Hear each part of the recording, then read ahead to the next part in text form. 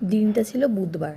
সকালবেলা উঠেই নিয়ে নিয়েছিলাম আমার ফেভারিট ড্রিঙ্ক, যেটা আমলকি, বিটরুট, জিরে, মৌরি এবং আরও একটা দুটো জিনিস দিয়ে বানানো। যেহেতু আমার মা বানিয়ে দিয়েছে, আমি এই ব্যাপারে না খুব একটা ইনফরমেশান দিতে পারবো না। আমি মার থেকে শুনে তোমাদের রেসিপিটা পরে শেয়ার করে দেবো। এটা আমি সপ্তাহে 3 দিন গরম জলের সাথে খাই, 2 চামচ মতো নিই ছোটো স্পুনটা তো দেখাতেই পারলাম তোমাদেরকে। আর সাথে ছিল হালকা ব্রেকফাস্ট, ফ্রুটস আর একটা এগ। তো তারপরে কিন্তু আমাদের একটা প্ল্যান ছিল, তারপরেই না অবশ্যই দুপুরবেলা খাওয়া দাওয়া করে একটু সন্ধেবেলার আর কি ব্লগটা আর কি দেখতেই পাচ্ছ, কারণ আমাদের এখানে না সন্ধে হয় 7:30টার পর। তো আমরা বেরিয়েছিলাম তখন প্রায় 6:30 বাজতে যায়, তখন আমরা বেরিয়েছিলাম সাগরের উদ্দেশ্যে, প্রায় 150 কিলোমিটার যাতায়াত, যেটা ছিল অ্যাডভেঞ্চারে পরিপূর্ণ। কারণ আমরা জানতাম না আমরা ম্যাক্সিমাম টাইমটাই বৃষ্টিতে ভিজবো। বরকে বগল দাবা করে বরের অফিসের পর কিন্তু বেরিয়ে গেছিলাম। সত্যি আমার বরের কোনো তুলনা নেই, কারণ অতটা ঘন্টা অফিস করার পরেও আমাকে কিন্তু টাইম দিয়েছে, যেটা সত্যি মানে আমি কোনোদিন ভাবতেও পারিনি যে ও করবে।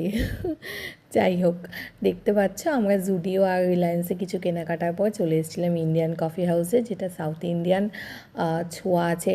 এটার মধ্যে একটা সাউথ ইন্ডিয়ান ছোঁয়া আছে। রান্নাবান্নাগুলো ওরকমই, ভীষণ ভালো খেতে, ভীষণ কম অয়েলে রান্নাবান্না হয়েছিল।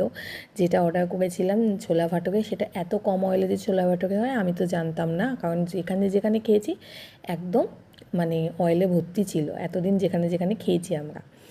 এটা কলকাতা বলো আর অন্য কোথাও বলো। সাথে ছিল কোল্ড কফি, যেটায় মানে কফিটা পুরো মনেই হচ্ছিলো এটা অন্য কোনো স্টেটের কফি, এখানকার তো নয়, বা কলকাতা বা অন্য কোথাও নয়। এটা আই থিঙ্ক সাউথ ইন্ডিয়ানেরই হবে, কারণ এদের পুরো সমস্তটাই সাউথ ইন্ডিয়ানভাবেই তৈরি।